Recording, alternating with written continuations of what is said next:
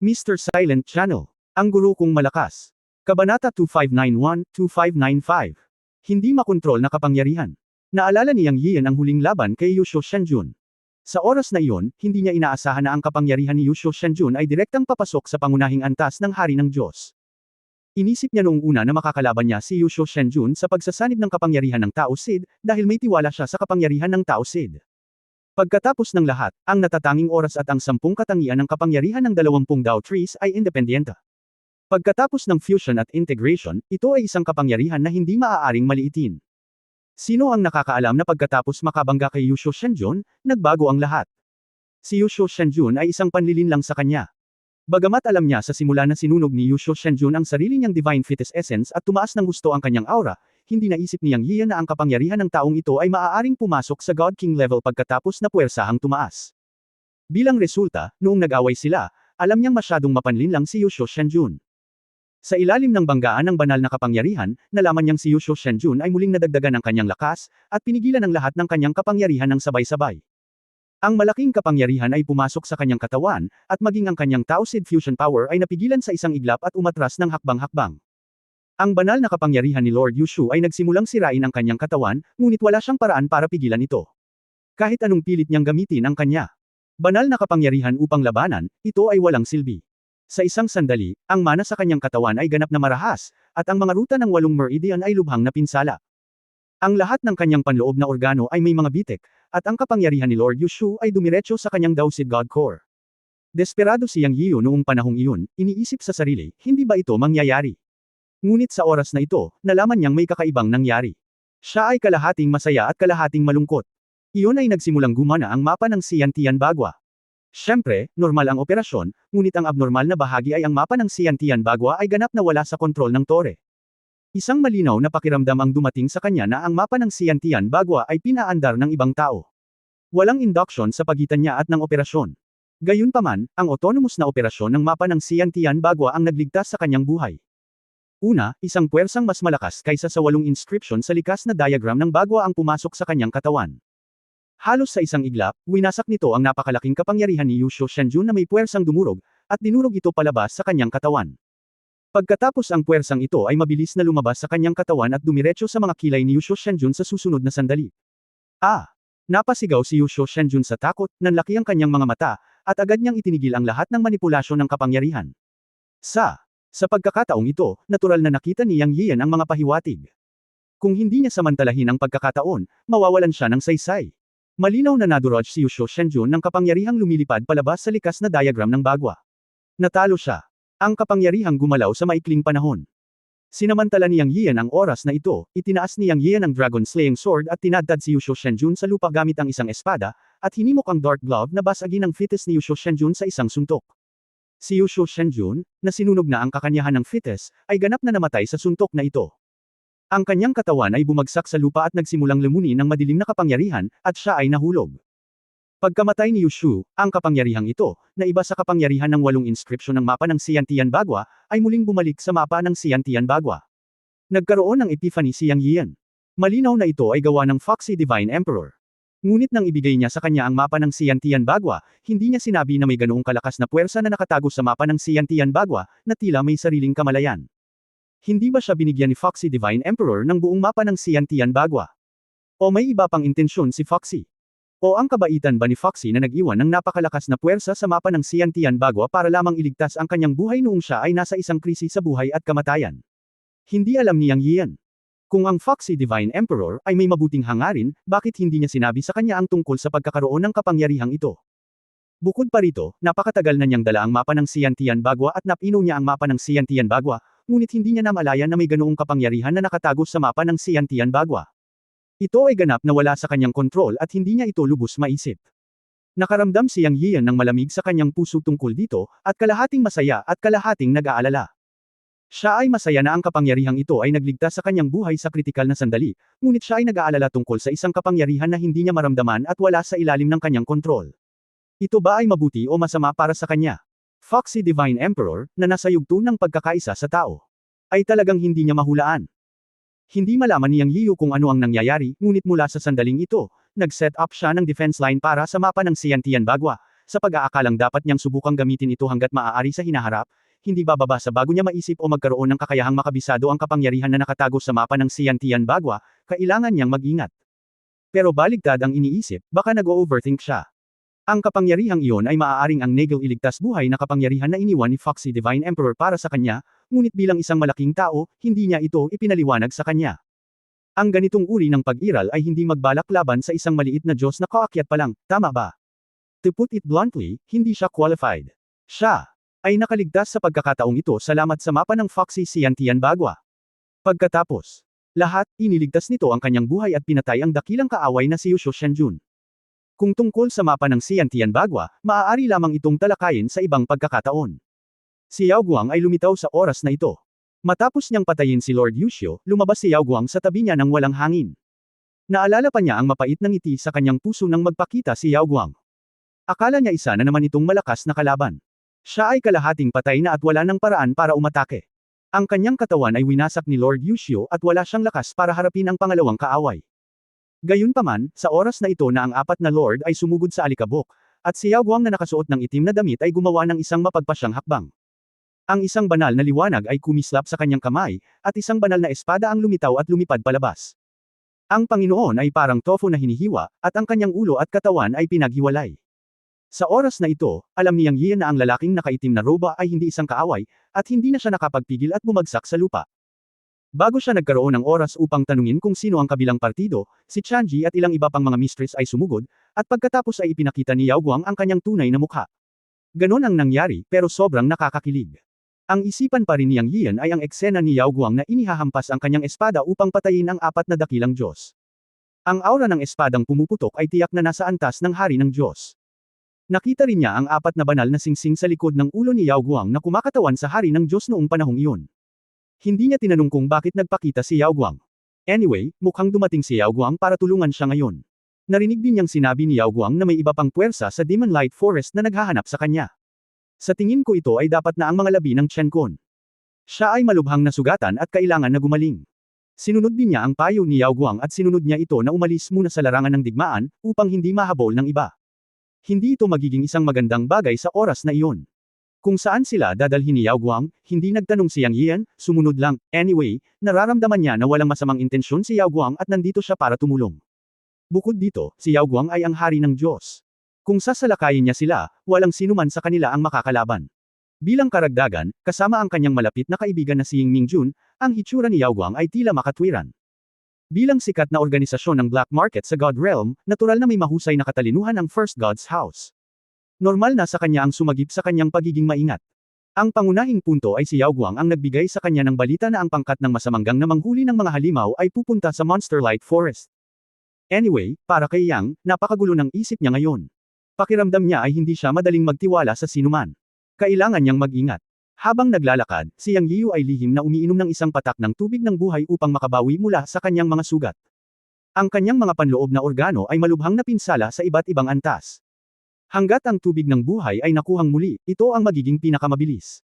Makalipas ang halos kalahating oras, na-recover ang panloob at panlabas na pinsala ni Yang Yiu. Ang susunod na hakbang ay upang ayusin ang banal na kapangyarihan upang ayusin ang mga meridian, na nangangailangan ng oras. Pagkatapos gumaling, huminto si Yang Yian at tumingin sa asawa ng kanyang amo at kay Pan Wuji, at nalaman na sila ay sobrang mapatla. Walang alinlangan na sa nakaraang labanan, sila ay dahado laban sa mga Diyos ng 33 Heavens Palace at nasugatan. Sa kabaligtaran, maayos sina Sanyan at Ameng. Alam niyang ito ang pagkakaiba ng lakas. Sa pagkalkula ng distansya, ito ay halos 100 milya ang layo mula sa larangan ng digmaan. Huminto si Yang Yian at nagsabi, Miss Yao Guang, magpahinga ka muna bago ka umalis. Una, gusto niyang pagalingin ang asawa ng kanyang amo at si Pan Wuji mula sa kanilang mga pinsala, at pangalawa, may nasa isip niya na kailangan niyang itanong kay Yao Guang. Kabanata 2572, Pagpasok sa Nakal Alasong Miezma. Na nangunguna sa daan, tumalikod at nag-alinlangan sandali. Matapos makita sina Chanji at Pan Wuji, tumanggo siya at sinabing, okay, gumaling na kayo, at aalis na kami. Pagkatapos, tumanggo si Yang Yiu, hawak niya ang dalawang patak ng tubig ng buhay sa kanyang kamay at nagpakita sa harap ni Chanji at Pan Wuji, sinabing, Madam, gusto ninyong gumaling ni Lao Pan mula sa inyong mga sugat. Hindi naman tumanggi ang huli. Talagang nasugatan silang dalawa. Kung hindi sila gumaling, pipigilan sila kapag may nangyaring hindi inaasahan. Kinuha nila ang tubig ng buhay at nagsimulang gumaling. Sanyan at Ameng, protektahan ang batas. Inutusan ni Yang Yiu sina Sanyan at Ameng. Heis, Gugo. Ang dalawang langit na demonyong hayop ay tumugon, at sila ay naghiwa-hiwalay at pinalibutan sina Chanji at Panwuji ng magkasunod. Sa oras na ito, naglakad si Yang Yiu patungo kay Yao Guang, tumingin kay Yao Guang at sinabing, Miss Yao Guang, paano ka lumitaw sa Demon Light Forest? May mga tanong na kailangan niyang itanong, kung hindi ay masusuka siya. Hindi siya maniniwala na darating si Yao Guang para sa kanya. Nagkaroon lamang ng ugnayang transaksyon sa pagitan niya at ni Yao Guang, ngunit hindi ito sa lawak na magsasapanganib si Yao Guang para sa kanya. Doon, maaaring isang relasyon kay Ying Mingjun, ngunit hindi ito lahat. Ngayon ay nararamdaman niya na napapalibutan siya ng mga kaaway, at may ilang mga kaaway na hindi malinaw, kaya kailangan niyang mag-ingat. Bagamat iniligtas siya ni Yao Guang. Nang marinig ni Yao Guang ang tanong ni Yang Yiu, talagang komplikado ang tingin na ibinigay niya kay Yang Yiu. Noong una, gusto niyang manalo kay Yang Yiu at gusto niyang makapasok si Yang Yiu sa Tiancheng First Gods Workshop, dahil siya ang papalit sa Tiancheng First Gods Workshop branch sa hinaharap, at palagi niyang kailangan ng mga taong nasa ilalim niya, tama ba? Para sa bagay na ito, tinanong din niya ang kanyang tiyahin para sa kanyang opinyon, kung tutulungan si Yang Yiu na labanan ang masamang gang. Hinayaan siya ng kanyang tiyahin na magdesisyon para sa kanyang sarili. Hinangaan niya si Yang Yiu at determinado siyang tulungan si Yang Yiu. Ngunit sinong mag-aakala na ng personal siyang pumasok sa Demon Light Forest, nalaman niyang nangyari ang mga bagay tulad ng inaasahan niya. Ang pagkakakilanlan ni Yang Yian ay hindi simple, napaka-hindi simple, ngunit ngayon ay walang paraan. Binigyan niya si Yang Yian ng impormasyon tungkol sa Evil Gang, at nasaktan ang Evil Gang. Nang maglaon, nalaman niyang ang 33 Heavens Palace ang nasa likod ng Evil Gang. At isang araw lang ang nakalipas, pinadalhan siya ng kanyang tiyahin ng mensahe tungkol sa pagtitiwala ni Yang Yian na hindi niya alam, na talagang ikinagulat niya. Ngayon kahit na ayaw niyang tulungan si Yang Yian, wala siyang magagawa. Ang impormasyon mula sa kanyang tiya ay talagang mahirap ilarawan. Ang pangunahing punto ay ang unang God's Workshop Headquarters ay talagang nakatayo sa panig ni Yang Yian. Huminga ng malalim si Yao Guang at sinabi kay Yang Yian, alam kong naghihinala ka ngayon at maaaring hindi maniwala sa akin, ngunit isinusumpa ko na wala akong masamang intensyon sa iyo. Nandito ako para tulungan ka. Nang marinig ito ni Yang Yian, halos sumigaw siya, Kuya, interesado ka ba sa akin? Siyempre, ang pangungusap na ito ay may isip lamang sa puso, ngunit huwag manggahas na sabihin ng malakas, si Yao Guang ay ang hari ng Diyos. Maaari siyang talunin hanggang mamatay. Sa oras na ito, hindi umimik si Yang, tumingin lang kay Yao Guang, ibig sabihin, maaari mo bang gawing malinaw ang iyong mga salita? Ang mga ganyang hindi malinaw na salita, kahit niligtas mo lang ako, mahirap para sa akin na paniwalaan ka, hindi ba? Alam ni Yao Guang mula sa mga mata ni Yang Yiu na hindi siya naniniwala sa kanya, at ngumiti ng mapait, kalimutan mo na ito, sasabihin ko sa iyo.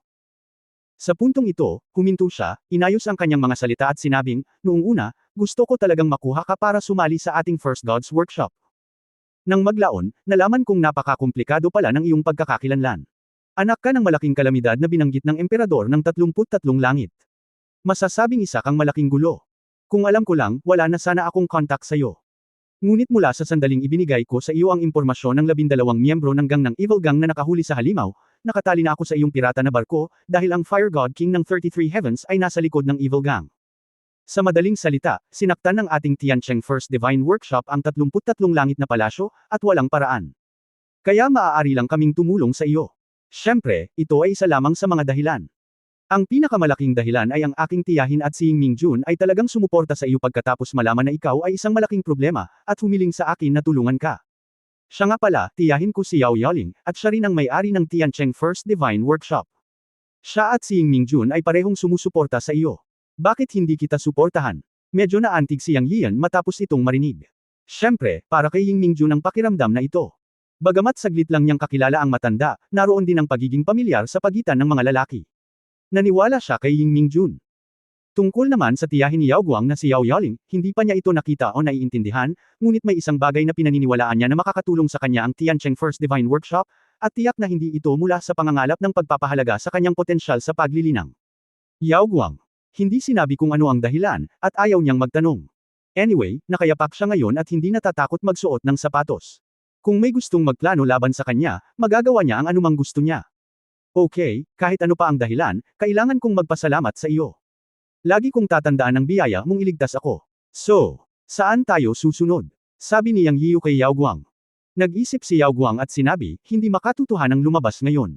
Pinatay mo ang 8 Diyos ng 33 langit na palasyo at napakaraming tao mula sa Evil Gang. Magagalit ang buong Evil Gang, at ang tunay na tao sa likod ng Evil Gang ay ang Panginoon ng Tiancheng. Susunod, ang Evil Gang at ang Tiancheng na liwanag ay tiyak na darating sa iyo. Kahit posible na personal na kumilos ang Fire God King. Ang balita na nakuha ko ay bago ito, ang mga puwersa ng Chenkun Temple ay nakapasok na sa Monster Light Forest, at tila nagmamadali din sila patungo sa iyo. Kaya lang sobrang lakas ng ingay kanina kaya hindi kita pinatuloy. Sino ang nakakaalam kung hahanapin ka ng mga tao mula sa Chenkun Temple sa susunod na sandali? Kailangan mo rin. Isaalang-alang ang susunod na hakbang ng Fire God King at ng mga puwersang Tiancheng. Anyway, hindi ka makakalabas sa Monster Light Forest. Ang paglabas ay nangangahulugan na walang hadlang, nakatumbas ng pagkahulog sa isang bitag. Kung hindi ka lalabas at manatili sa Monster Light Forest, maaari mong maiwasan ang matalim na gilid. At ang lugar na gusto kong dalhin ka ay ang kalaliman ng Monster Light Forest. Nagkaroon ng mga alingawngaw na may mga hindi pangkaraniwang paggalaw sa kailaliman ng Monster Light Forest. Ang ilang mga tao ay nagsasabi na ang ilang makapangyarihang mga hayop ay malapit ng ipanganak, at ang ilang mga tao ay nagsasabi na ang ilang mga kayamanan ay malapit ng ipanganak. Anyway, isang malaking pagbabago ang naganap sa kailaliman ng Demon Light Forest, at mayroong miasma na kumakalat sa daan-daang milya. Kung papasok tayo sa miasma, bagamat ito ay mapanganib, maaari nating pansamantalang maiwasan na masubaybayan ng maraming puwersa.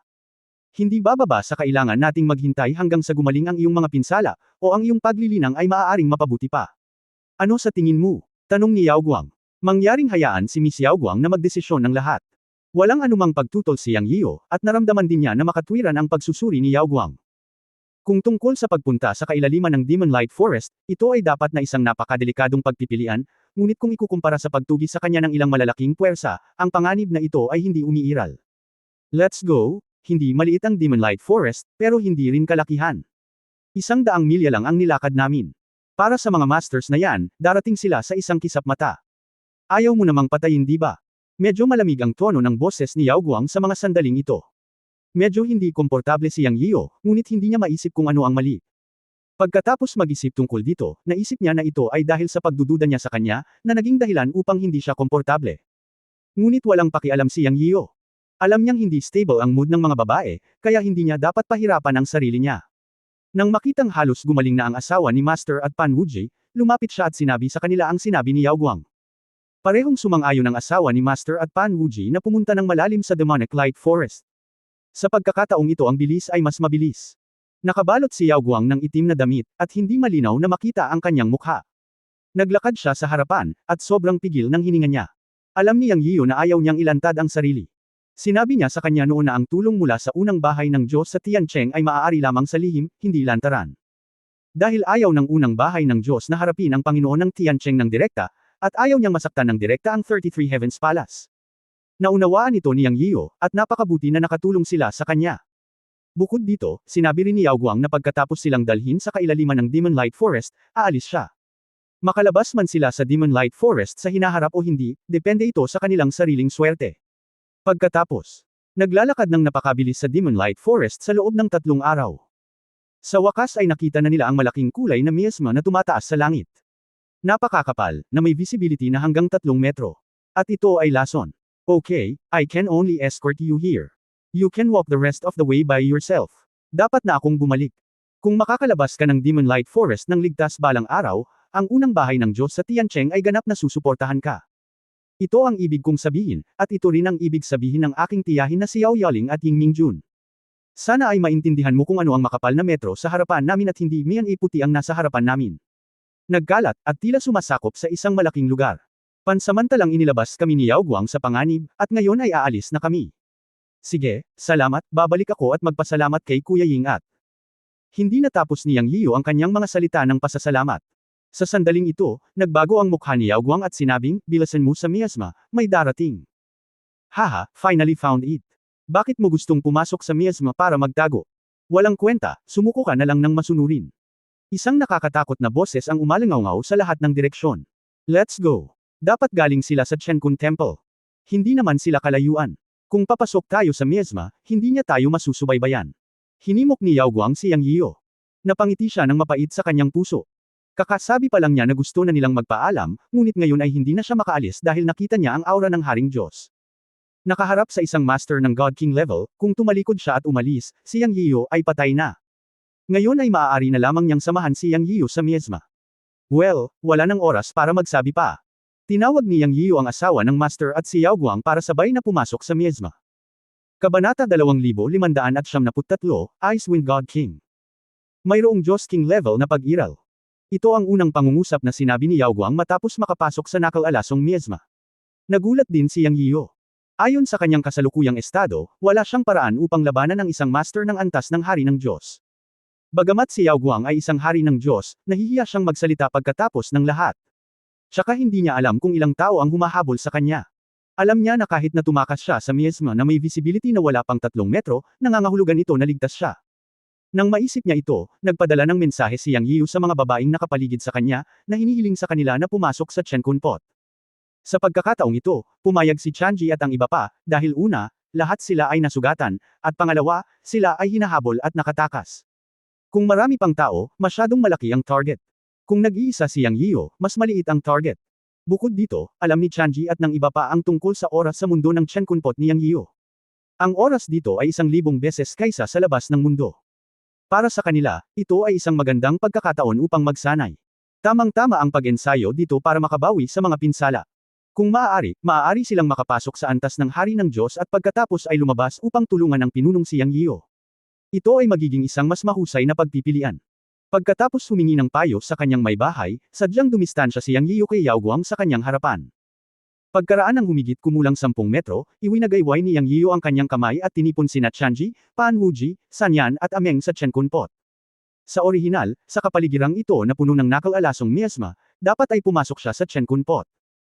Pagkatapos ng lahat, ang nakakalason na kapaligiran ng miezma dito ay espesyal at ang kanyang banal na kahulugan ay hindi magagamit.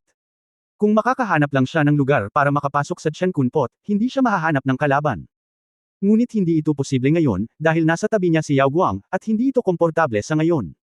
Ayaw niyang malaman ni Yao Guang ang tungkol sa Chenkun Pot pansamantala. Sa totoo lang, napakaraming kaaway ngayon, at hindi siya lubos na nagtitiwala sa Yao Guang. Ayaw niyang ilantad ang Chenkun Pot kapag wala talagang paraan, dahil maliwanag ang kahalagahan ng Chenkun Pot. Kung hindi, ang mga labi ng Chenkun Pot kung saan naroon si Yu Chen at ang iba pa ay hindi direktang darating para habulin siya at gusto ang kayamanan sa kanya.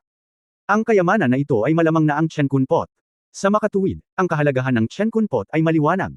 Kahit si Yang Yiyu ay hindi sinabi sa asawa ng kanyang amo at sa iba pa na ito ang Chenkun Pot.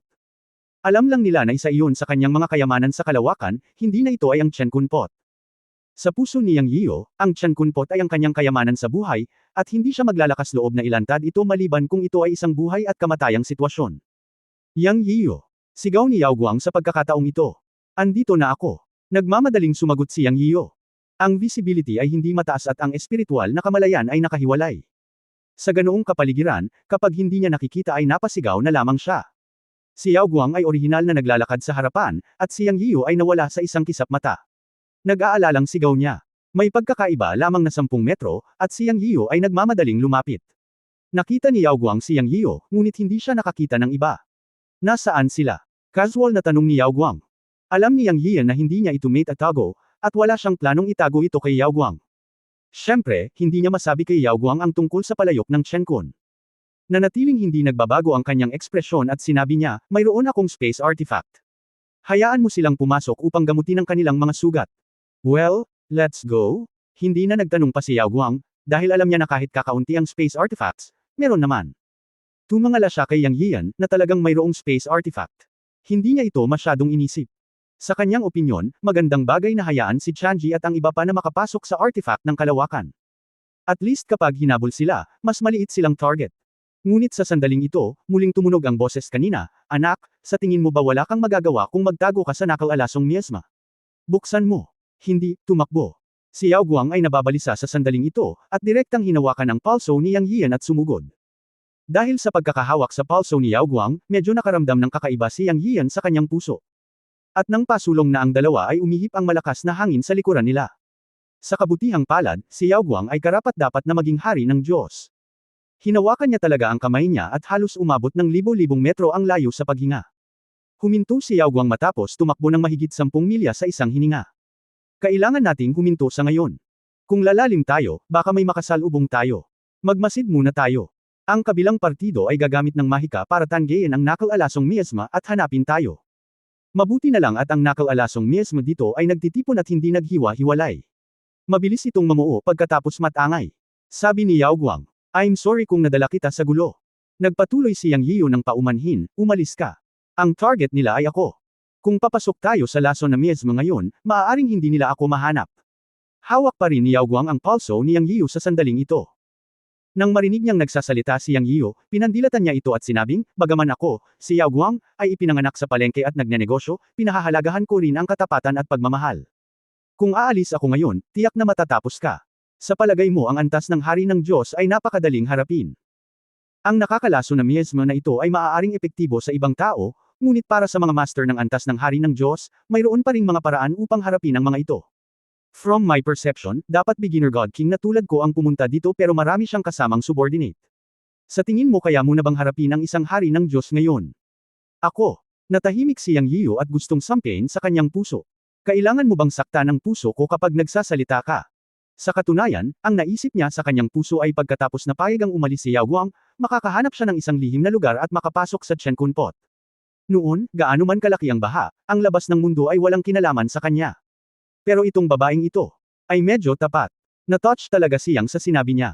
Napangiti siya ng mapait at sinabing, kung gayon, ano ang sasabihin mo? Ayon sa sinabi mo, matutuklasan din tayo sooner or later. Anong magagawa natin? Hayaan mo na lang, galit na sabi ni Yao Guang, kung talagang mahanap tayo ng kabilang partido, lalaban tayo. Hindi ako pushover, pero, huhuhuho. Bago natapos ni Yao Guang ang kanyang mga salita, ang nakal-alasong miasma sa likod nila ay nagsimulang gamulong, tulad ng isang buhawi na lumitaw ng wala saan. Halos sa isang kisap mata, ang gamulong na nakal-alasong miasma ay gamulong sa magkabilang panig, na nagpapakita ng isang kalsada na higit sa 1,000 metro ang lapad. Kakaibang sabihin na ng gamulong ang nakal-alasong miasma, nakita ni Yang Yiyu na ang lupa ay talagang isang hubad na halo na walang anumang damo, at walang kahit isang bato, ito ay ganap na matigas na lupa. Hindi nakakagulat na walang nataman si Yao Guang nang tumakbo siya ngayon lang. Yang Yiyu, tandaan na huwag lumingon, tumakbo sa kailaliman, kahit na makatagpo ka ng hindi kilalang panganib, ito ay mas mabuti kaysa mahuli ng isang tao, pupunta ako upang pigilan ang Diyos na hari ng kabilang panig. Tatalikod na sana si Yao Guang at sumugod, at isang tao ang mabilis na dumarating mula sa 1,000 metro sa likuran nila. Sa pagkakataong ito, hinawakan ni Yang Yiyan ang kamay ni Yao Guang at sinabing, hindi pa ito katapusan ng daan. Makinig ka sa akin sa pagkakataong ito. Sabay tayong tumakbo sa kailaliman. May paraan ako. Si Yao Guang ay pinigilan ni Yang Yiyan, at agad siyang nagalit. Gusto niyang sabihin, wala kang paraan. Kung hindi kita pipigilan, matatapos ka. Ngunit nang makita niya ang malinaw at matatag na mga mata ni Yang Yiyan, nilunok niya ang mga salita pabalik at tumanggo na parang sinapian ng isang espiritu, well. Okay. At dinala muli si Yang Yiyan sa kailaliman ng nakal-alasong miasma. Hindi niya alam kung ano ang nangyayari. Ang marangal na hari ng Diyos ay kailangang maniwala sa isang Diyos na Panginoon. Sa isang iglap, libu-libong metro na ang layo nila at muling pumasok sa nakal-alasong miasma. Nagtawanan ang mga taong humahabol sa likod, tumakbo, gusto kong makita kung saan ka matatakbuhan. Sa pagkakataong ito ay maglalabas ako ng daan-daang Diyos mula sa mga bundok. Kung hahayaan mo akong makatakas mula sa ilalim ng aking ilong, ako, ang Icewind God King, ay pagtatawanan hanggang sa mamatay. Hahaha, ang makamandag na miasma ay hindi makahaharang sa aking paningin. Dumating din sa isang iglap ang lalaking nag-aangking Icewind God King, at hindi nagtagal ay nakarating sa lugar kung saan huminto sina Yang Yiyu at Yao Guang. May hawak siyang golden-like fan artifact sa kanyang kamay. Sa bawat pagwawagayway niya, ang makapal na lason na miasma ay gamulong mula sa magkabilang panig. Sa likuran niya, daan-daang Diyos ang sumunod na malapit. Bagamat pansamantalang nakatakas sina Yao Guang at Yang Yiyu sa nakal-alasong miasma, narinig nila ang bawat salita ng Icewind God King. Mapait na ngumiti si Yao Guang at sinabing, sa pagkakataong ito, maaari tayong magkaproblema. Bagamat ang Icewind God King ay isang beginner God King, siya ay isang malaking pangalan sa mga God Kings ng Chen Kun Temple. Siya ay pangunahing nililinang ang kapangyarihan ng Icewind at may isang purple gold crazy fan sa kanyang kamay. Ang Ice God King ay may purple gold crazy fan sa kanyang kamay, at para sa kanya ang lason ay isang miasma lamang. Nakaramdam din ng pait si Yang Yiyu sa kanyang puso. Isang God King ang nagdala ng 100 God Lords, na talagang malaking bagay. Pero mas lalo siyang nagalit. Ito talaga ang nalalabi ng mga puwersa ng Chen Kun. Siya ay tinutugis ng sarili niyang mga tao. Siya ay orihinal na inapo ng Chen Kun God Lord. Ang Chen Kun Temple ay iniwan ni Chen Kun God Lord. Siya raw ang Young Master. Dahil dito, siya, ang Young Master, ay tinutugis ng sarili niyang mga tao. Walang pag-aalinlangan na pagkatapos patayin si Yu Chen at ang iba pa noong huling pagkakataon, lubos niyang ikinagalit ang mga tao ng Chen Kun Temple. Sa pagkakataong ito, direktang pinangunahan ng God King ang team, at mayroon ding 100 God Lords.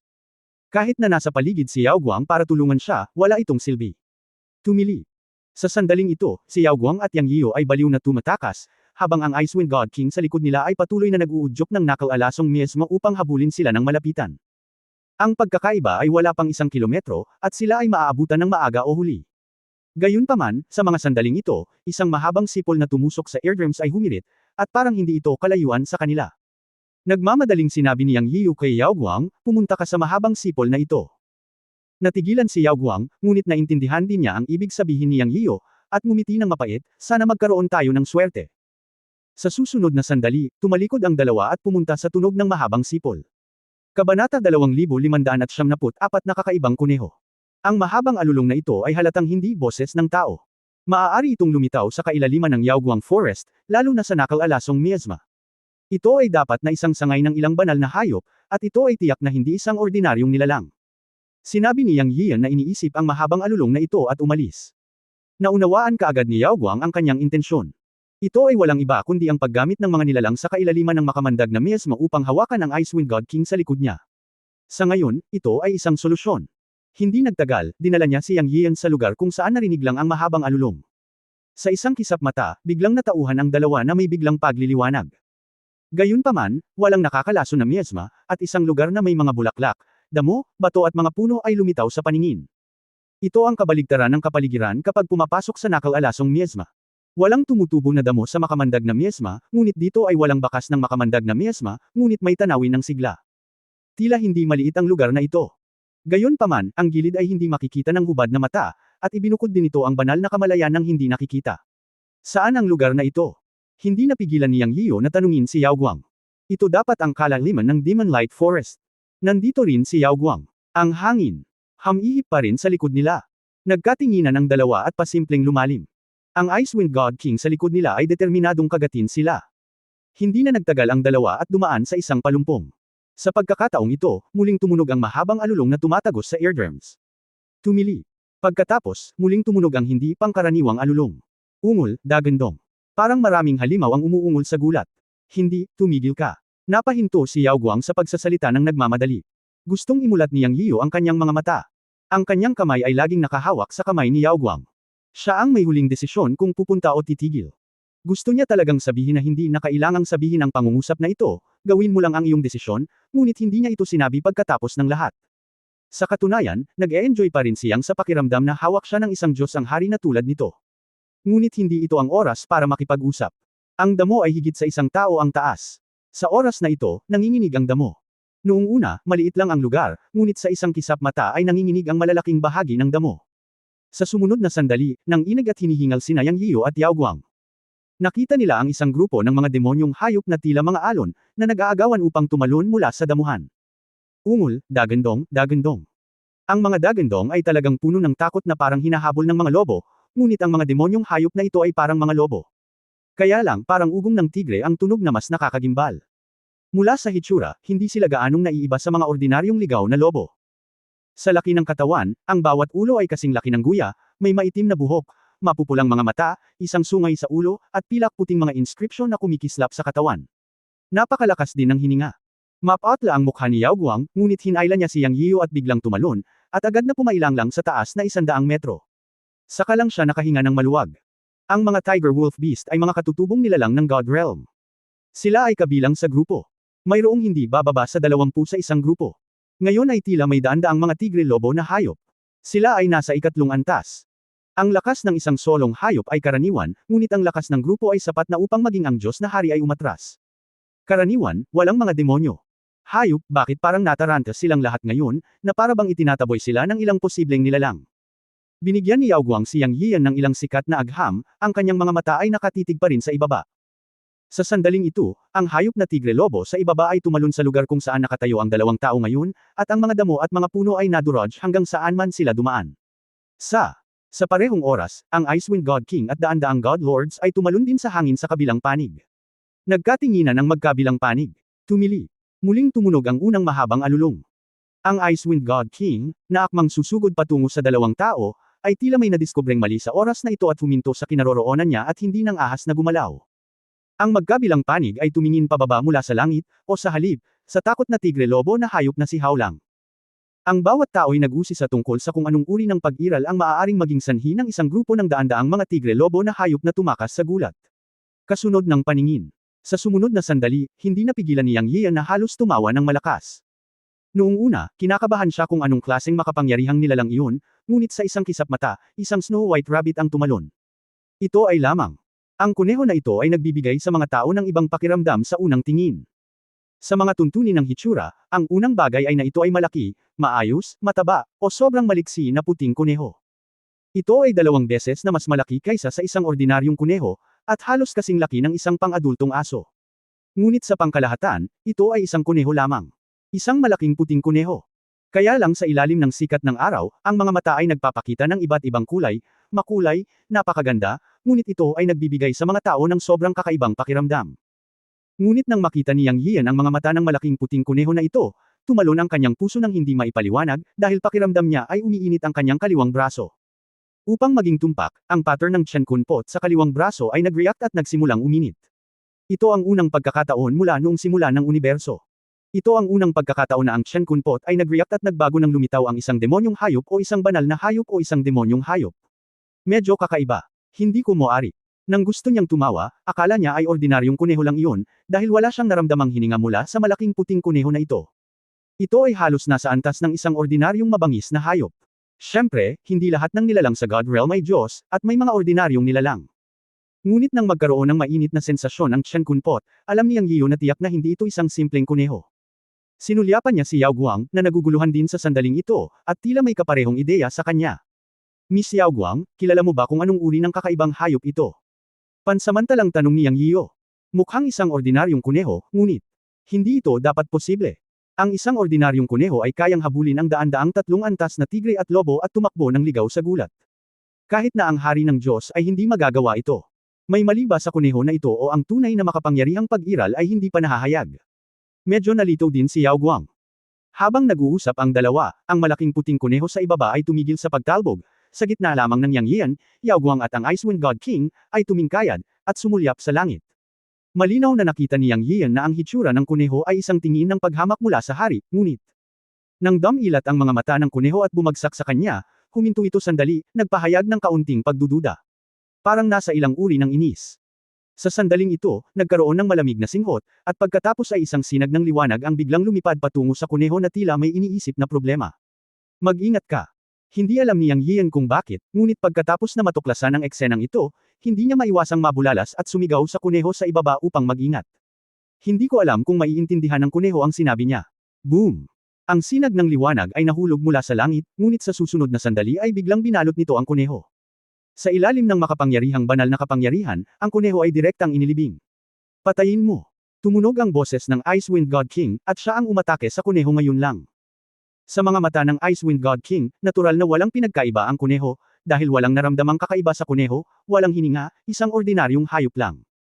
Sa simula, nagulat din ang Icewind God King, ngunit nang mamulat siya, medyo nagalit siya sa kanyang puso. Talagang natakot siya sa isang kuneho, at ikinaway niya ang kanyang kamay at naglunsad ng isang banal na pag-atake sa kuneho. Agad na nilubog ang kuneho, at pagkatapos ay inutusang patayin sina Yang Yiu at Yao Guang. Kung ikukumpara sa tigre, lobo at kuneho sa ibaba, ang Icewind God King ay si Yang Yiu lamang ang nasa kanyang mga mata. Ang kanyang gawain ay hulihin si Yang Yiu at kunin ang mga bagay kay Yang Yiu at iulat muli. Medyo naawa pa rin si Yang Yiu sa kuneho, na pinatay ng Icewind God King. Sa kasamaang palad, hindi niya maasikaso ang iba pang mga bagay sa oras na ito. Ngayon siya at si Yao Guang ay kailangang harapin ang pag-atake ng Icewind God King at ng kanyang daan-daang mga Diyos. Makinig, maghintay sandali at humanap ng paraan para makatakas. Tumakas sa abot ng iyong makakaya. Ipagpapaliban ko sila, ngunit hindi ito magtatagal. Ang lahat ay nakasalalay sa swerte. Mapait na sabi ni Yao Guang. Ang puso ni Yang Yian ay napuno, at may gusto siyang sabihin, ngunit wala siyang sinabi pagkatapos ng lahat. Natural na hindi siya tatakas mag-isa. Ito ay isang kamatayan lamang. Pagkatapos ay halika, kung gusto mong mamatay, kailangan mong kalagkarin ang ilang tao pababa kasama mo. Ito ang iniisip ni Yang sa sandaling ito. Ang dalawa sa kanila ay nasuspine sa kalangitan, at hindi na nila binalak na tumakbo sa oras na ito, dahil hindi sila makakatakbo ng malayo sa pagtugis sa antas ng hari ng Diyos. Papalapit na ang distansya sa pagitan ng magkabilang panig. Ngunit walang nakapansin na sa itaas ng kanilang mga ulo at sa kanilang paligid, may malalaking madilim na ulap na nagkukumpulan. Sa isang tiyak na sandali, si Yang Yian ay nakaramdam ng kaunting panlulumo sa kanyang puso, at biglang naramdaman na ang liwanag sa kalangitan ay tila lumabo. Siya subconsciously tumingala at natagpuan na ang langit ay natatakpan ng madilim na ulap sa itaas ng kanyang ulo. Hindi tama si Yao Guang, bumaba ka, pumunta ka sa lupa, dali. Sa katutubo, naramdaman ni Yang Yian na ang maitim na ulap sa itaas ng kanyang ulo ay lubhang nakakatakot, at nagkaroon siya ng ilusyon na lampasan ang siyam-siyam na makalangit na kapigatian. Habang nagsasalita, hinawakan niya ang kamay ni Yao Guang, pinaandar ang maitim na baluti sa sukdulan, ngunit biglang bumaba. Sa oras na ito, ang Icewind God King ay wala pang 60 metro ang layo mula sa kanila at naglunsad na ng pag-atake sa kanilang dalawa. Ngunit sa parehong oras, ang kalangitan ay biglang sumabog na may dagandong, at ang buong kalangitan ay sumabog sa isang nakasisilaw na lilang liwanag. Ito ay lilang kidlat, tunay na kulog at kidlat, at ang buong mundo ay bumabagsak na may kasamang kulog at ulan. Bagamat mabilis na nag-react si Yang Yiu at hinayla si Yao Guang para mabilis na umiwas patungo sa lupa, tinamaan pa rin siya ng hindi mabilang na mga kulog nang malapit na siyang mahulog.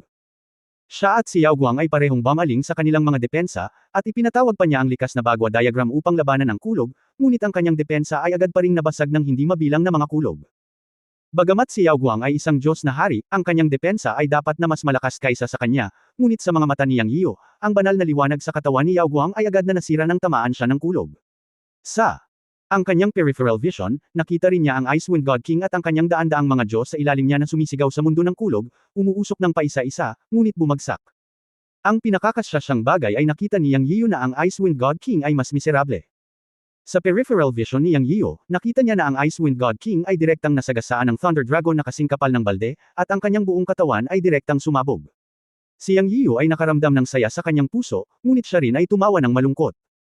Hinayla niya ang kamay ni Yao Guang, at pagkatapos nilang dalawa ay masira ang kanilang mga depensa sa pamamagitan ng hindi mabilang na puwersa ng kulog, sila ay natatakpan ng mga balat ng kulog, at pakiramdam nila ay mawawala sila.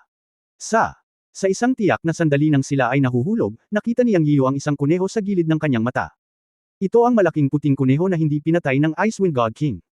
Sa halip, ito ay puti ng nyebe. Sa oras na ito, makulay ang mga mata nito at puno ng lilang kidlat ang katawan nito. Tumayo ito at tumingala sa langit. Nang makita ang eksenang ito, may naintindihan si Yang Yiu, ngunit napalunok siya ng kulog sa isang iglap at nawala ng malay. Bang! Sa huli, bumagsak sa lupa sina Yang Yiu at Yao Guang na may dagandong. Magkahawak kamay pa rin ang dalawa at hindi bumibitaw pero pareho silang nawalan ng malay. Ang kaibahan ay hawak niyang ang kaliwang braso ni Yao Guang, na naglalabas ng nagniningning na gintong liwanag sa sandaling ito. Mula sa malayo, ito ay isang golden light shield na nakatikip sa kanilang dalawa. Chapter 2575, Little Guy, nasa iyo ba ang Chen Kun Pot? Hindi ko alam kung gaano katagal, nagising si Yang Yiu sa matinding sakit. Pagkatapos ay nakita niya ang isang mabalahibong kuko na tinatapik ang kanyang ulo, at narinig ang isang boses. Hoy, hoy, hoy, huwag kang matulog, gumising ka. Biglang nagising si Yang Yiu at tumalon. Yao Guang. Nakahiga sa tabi niya, mukhang walang malay, at nasa harapan niya ang malaking puting kuneho. Sa totoo lang, medyo nalilito pa rin si Yang Yiu sa oras na ito, at ang kanyang isip ay hindi pa ganap nagising. Muling nagsalita ang malaking puting kuneho, huwag kang mag-alala, hindi siya patay, nahimatay lang siya. Nagising si Yang Yiu sa pagkakataong ito, at biglang tumingin sa malaking puting kuneho. Nagising siya, at nakita niyang nasa harapan niya ang malaking puting kuneho. Ang pangunahing punto ay ang kuneho na ito ay maaaring magsalita. Muli, ang kuneho sa kanyang paningin noon ay isang langit na demonyong hayop. Hindi ito makapagsalita. Ngunit ngayon ang kuneho ay nagsasalita, at ito ay malinaw na ang kuneho ay nakikipag-usap sa kanya. Nalaman ko mula kay Yi Chenxing na ang mga demonyong hayop sa God Realm ay hindi makapagsalita. Sila ay ipinanganak higit sa 10 milyong taon na ang nakalilipas sa huling panahon. Sa katunayan, sila ay mga halimaw na kalahating demonyo. Mahirap mag-evolve at hindi makapagsalita ng mga salita ng tao. Nangangailangan ito ng iba't ibang mga kondisyon upang umunlad. Anyway, napakahirap. Ang iba pang uri ay ang mga banal na hayop, na hindi na demonyo sa huling panahon. Mayroon silang high blood at maaari ring mag-evolve. Masasabing sila ay isang pamilya ng demon cultivator, ngunit walang maraming divine beast sa God Realm. Napakakaunti. Sa God Realm, mayroon na ngayong halos mga demonyong hayop. Ang malaking puting kuneho sa kanyang harapan ay nagsasalita ng mga salita ng tao. Ito ay hindi dapat isang demonyong hayop kundi isang banal na hayop. Gayunpaman, hindi kailanman narinig ni Yang Yiu na ang isang kuneho ay maaaring maging isang banal na hayop. Siyempre, ito ang God Realm, at lahat ay posible. Matapos unti-unting naging malinaw ang kanyang iniisip, dahan-daang naalala ni Yang Yiu ang eksenang nangyari noon, ngunit medyo kumikibot siya sa kanyang puso. Hindi niya alam kung dapat ba siyang magpasalamat o malungkot sa sandaling ito. Dahil ang langit ay puno ng kulog noon, masasabi pa nga na ang buong mundo ay ang kapangyarihan ng kulog. Isa lamang itong mapanirang kapangyarihan ng kulog, na nagbigay sa kanya ng isang uri ng depresyon at takot noong siya ay isang magsasaka pa. Ngunit ang magandang bagay ay bago siya makoma, nakita niya na kahit ang isang makapangyarihang tao tulad ng Icewind God King ay nawasak ng kapangyarihan ng kulog sa isang iglap, at direktang nadurog. Siyempre, ang nakita niya noong mga oras na iyon ay kung ikukumpara sa ibang tao, ang Icewind God King ay diretsyong nasalikop at nawasak ng kulog na kasing kapal ng balde. Para sa daan-daang Diyos sa likod ng Icewind God King, mas hindi nila nagawang takasan ang malakas na puwersa ng kulog. Bawat isa sa kanila ay direktang ginawang abo sa pamamagitan ng kulog, at ang ilan ay direktang nahulog mula sa mataas na lugar. Anyway, walang nakaligtas ngayon. Siyempre, siya at si Yao Guang ay mga exception. Dapat daw ay namatay na silang dalawa, ngunit buhay pa sila ngayon, at pakiramdam ni Yang Yian ay walang mali sa kanyang katawan sa ngayon, at napakabuti ng kanyang kalagayan. Maliban sa hindi paggising ni Yao Guang, ayos na ang lahat. Malinaw na naalala ni Yang Yian na na-activate niya ang Dark Armor at ang likas na bagwa diagram, ngunit sa hindi mabilang na mga kulog, ang kanyang dalawang layer ng depensa ay nasira pa rin sa isang iglap, at maging si Yao Guang, ang God King level defense, ay nawasak sa isang iglap. Sa huli, pareho silang nabaon sa walang katapusang kapangyarihan ng kulog. Sa kasong ito, dalawa lang ang nasa isip ni Yang Yian tungkol sa pagiging ligtas na mamuhay ngayon. Ang una ay dapat na ang Chen Kun Pot ay nagligtas sa kanya at kay Yao Guang. Ang pangalawa ay ang kuneho. O pareho. Anyway, buti na lang at mabubuhay pa siya ngayon. Ang problema ngayon ay ang kuneho sa kanyang harapan. Ano ang pinagmula ng kakaibang kuneho na ito at ano ang gusto nitong gawin? Nakikinig sa boses ng kuneho, na napakabago-bago at luma, tiningnan ito ni Yang Yian at tulalang sinabi, ikaw. Ikaw. Okay. Pagharap sa kakaibang kuneho na ito, ibinuka niyang ang kanyang bibig ng mahabang panahon, ngunit talagang hindi niya alam kung ano ang sasabihin. Hinala niya ngayon na ang lakas ng kulog sa langit noon ay dulot ng kuneho na ito. Ang dahilan kung bakit siya nag-iisip ay dahil mayroon siyang tatlong pagdududa sa kanyang isip. Una, hindi normal para sa kuneho na ito na lumitaw sa kailaliman ng Demon Light Forest. Sa simula, daan-daang tigre, lobo at demonyong hayop ang talagang tumakas sa gulat, na parabang sila ay itinaboy ng ilang mas nakakatakot na nilalang. Pagkatapos ay lumitaw ang kuneho. Pangalawa, nagkusa ang Icewind God King na salakayin ang kuneho, ngunit hindi namatay ang kuneho sa ilalim ng pag-atake ng Icewind God King. Ito ay hindi normal sa kanyang sarili. Isipin na lang kung anong uri ng kuneho ang maaaring ligtas at maayos sa ilalim ng pag-atake ng isang hari ng Diyos. Pangatlo, ang pinakamalaking pagdududa ay ang kalangitan ay puno ng kulog at kidlat, na lumitaw pagkatapos lamang na atakehin ng Icewind God King ang kuneho. Higit sa lahat, nagkaroon ng napakaraming kulog at kidlat. Bagamat mukhang kakilakilabot, karamihan sa kanila ay kasing kapal lamang ng braso sa mga mata ni Yang Yian. Ang kulog na nakabalot sa Icewind God King ay direktang isang Thunder Dragon na kasing kapal ng balde, na parabang sinasadya nitong pinupuntirya ang Icewind God King.